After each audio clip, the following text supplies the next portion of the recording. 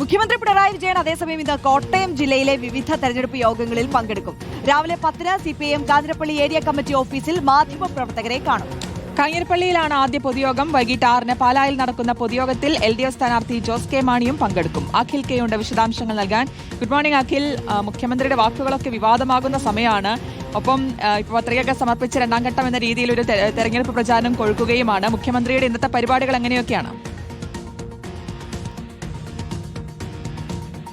ശ്രുതി ആര്യ, ജില്ലയിലെ പ്രചാരണങ്ങളിൽ ലീഫിന്റെ പ്രചാരണങ്ങളൊക്കെ ശക്തി പകരാൻ വേണ്ടി തന്നെയാണ് മുഖ്യമന്ത്രി എത്തുന്നത്. നമുക്കറിയാം, കഴിഞ്ഞ ദിവസങ്ങളിലൊക്കെ തന്നെ ഉണ്ടായതുപോലെ തന്നെ ഇത്തവണ മുഖ്യമന്ത്രി രാവിലെ തന്നെ മാധ്യമങ്ങളെ അഭിസംബോധന ചെയ്ത ശേഷമാണ് പ്രവർത്തന പരിപാടികളിലേക്ക് കടക്കുന്നത്. ഏറ്റവും ആദ്യത്തെ പരിപാടി എന്ന് പറഞ്ഞ് രാവിലെ 11 മണിക്ക് കാഞ്ഞിരപ്പള്ളിയിലാണ്. കാഞ്ഞിരപ്പള്ളിയിലെ പരിപാടിയിൽ Sebastian Kulathingal MLA, Poonjar MLA, ഒപ്പം കാഞ്ഞിരപ്പള്ളിയിലെ സ്ഥാനാർത്ഥിയായിട്ടുള്ള P ജയരാജ് രണ്ടുപേരും പങ്കെടുക്കും. അതിനുശേഷം 3 മണിക്കാണ് ചങ്ങനാശ്ശേരിയിലെ പരിപാടിയിൽ പക്ഷേ ഒരു MLA മാത്രമാണുള്ളത്. ചങ്ങനാശ്ശേരിയിലെ സിറ്റിംഗ് MLA ആയിട്ടുള്ള LDF സ്ഥാനാർത്ഥി കൂടെയായിട്ടുള്ള സെബാസ്റ്റ്യൻ സ്ഥാനാർത്ഥി കൂടി പങ്കെടുക്കുന്നു. ഒപ്പം തന്നെ ശേഷം പിന്നീട് ഏറ്റവും കൂടുതൽ സ്ഥാനാർത്ഥികൾ പങ്കെടുക്കുന്ന, അല്ലെങ്കിൽ അതായത് 4 പരിപാടികളിലൂടെ ജില്ലയിലെ 9 സ്ഥാനാർത്ഥികളെ പങ്കെടുപ്പിക്കുന്ന, ഏറ്റവും കൂടുതൽ സ്ഥാനാർത്ഥികൾ പങ്കെടുക്കുന്ന ഏറ്റുമാനൂരിലാണ്. ഏറ്റുമാനൂരിലെ 4 മണ്ഡലങ്ങൾ, അതായത് സമീപത്ത് വരുന്ന വൈക്കം, അതുപോലെ തന്നെ പുതുപ്പള്ളി, കോട്ടയം, ഏറ്റുമാനൂർ, ഈ 4 മണ്ഡലങ്ങളിലെയും സ്ഥാനാർത്ഥികളെ ഒരുമിച്ച് പങ്കെടുപ്പിക്കുന്ന പരിപാടിയാണ് വൈകിട്ട് 4 മണിക്ക് ഏറ്റുമാനൂരുള്ളത്. അതിനുശേഷമാണ് ഏറ്റവും അവസാനത്തെ പരിപാടി, ജില്ലയിലെ ഏറ്റവും അവസാനത്തെ പരിപാടി വരുന്നത് പാലായിലാണ്. പാലായിൽ നമുക്കറിയാവുന്നതുപോലെ തന്നെ Kerala Congress M chairman Jose K മാണിയും ഒപ്പം തന്നെ കടുത്തുരുത്തിയിലെ സ്ഥാനാർത്ഥി നിർമ്മല ജിയും, ഈ 4 പേർ കൂടി ഉണ്ട് എന്നുള്ളതാണ്.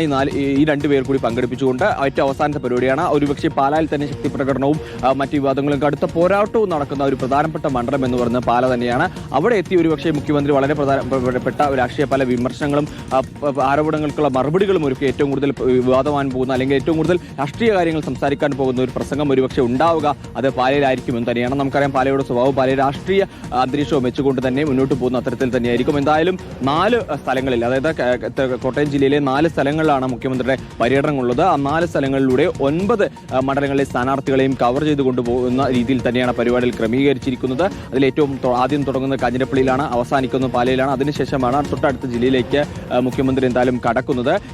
ഇതിലൂടെ എല്ലാ മണ്ഡലങ്ങളിലെയും സ്ഥാനാർത്ഥികൾ ഒരു സ്ഥലത്തേക്ക് കൊണ്ടുവന്ന് അവിടെ വെച്ചുകൊണ്ട് കൃത്യമായി തന്നെ ഒരു പരിപാടി, ആ രീതിയിലാണ് പരിപാടികൾ ക്രമീകരിച്ചിരിക്കുന്നത്. അതിൽ ഏറ്റവും അവസാനത്തെ, അതായത് ഈ ഉച്ചയ്ക്ക് ശേഷമുള്ള സെക്ഷൻ കുറച്ച് കടുപ്പം കൂടിയാണ്. കാരണം 3 മണിക്കാണ് ചങ്ങനാശ്ശേരിയിൽ, 4 മണിക്ക് വൈക്കം, 4 മണിക്ക് ഏറ്റുമാനൂർ, അതിനുശേഷം 5 മണിക്ക് പാല. ഇങ്ങനെയാണ് സമയം ക്രമീകരിച്ചിരിക്കുന്നത്. ഒരുപക്ഷെ സമയത്തിൽ അങ്ങോട്ടും ഇങ്ങോട്ടും മാറ്റം ഉണ്ടാകുമെങ്കിൽ പോലും തൊട്ടടുത്ത് തന്നെ ഈ പരിപാടികളൊക്കെ തന്നെ ഉണ്ടാകുമെന്നുള്ളതാണ്. എന്തായാലും രാവിലെ 10 മണിക്ക് മുഖ്യമന്ത്രി മാധ്യമങ്ങളെ കാഞ്ഞിരപ്പള്ളിയിലെ area committee, CPM area committee ഓഫീസിൽ വെച്ച് മാധ്യമങ്ങളെ കാണുന്നുണ്ട്. അതിലൊരുപക്ഷെ കഴിഞ്ഞ ദിവസങ്ങൾ ഉണ്ടായ വിമർശനങ്ങൾക്കുള്ള മറുപടികളൊക്കെ തന്നെ, അതായത് കഴിഞ്ഞ ദിവസങ്ങളും സമാനമായ രീതിയിൽ തന്നെയായിരുന്നു മുഖ്യമന്ത്രി, അതായത് തലേ ദിവസത്തെ വിമർശനങ്ങൾക്കും മറ്റു കാര്യങ്ങളുമൊക്കെ കൃത്യമായ മറുപടി പറഞ്ഞുകൊണ്ട് തന്നെയാണ് മുഖ്യമന്ത്രി വാർത്താ സമ്മേളനങ്ങൾ കടന്നുപോയിക്കൊണ്ടിരിക്കുന്നത്. സ്വാഭാവികമായും ഇന്നും അത്തരത്തിലുള്ള മാധ്യമങ്ങളിലേക്ക് ചോദ്യങ്ങൾക്കുള്ള മറുപടിയും അല്ലാതെയുള്ള പ്രതികരണങ്ങളും ഒക്കെ തന്നെ മുഖ്യമന്ത്രിയുടെ ഭാഗത്തും ഉണ്ടാകുമെന്നുള്ളതാണ്. പല കാര്യങ്ങളിലും ഈ ചെറ്റത്തരം എന്ന പരാമർശങ്ങളടക്കം മുഖ്യമന്ത്രി കൃത്യമായ വ്യക്തത വരുത്തി തന്നെയാണ് മുന്നോട്ട് പോയിരിക്കുന്നത്. അപ്പോൾ സ്വാഭാവികമായും ഇന്നും അത്തരത്തിലുള്ള കാര്യങ്ങളിൽ സമീപത്തുണ്ടായ പ്രശ്നങ്ങൾ, വിമർശനങ്ങൾ, എല്ലാ വിഷയങ്ങളിലൊക്കെ തന്നെ മറുപടി പറഞ്ഞുകൊണ്ടതായിരിക്കും എന്തായാലും മുഖ്യമന്ത്രി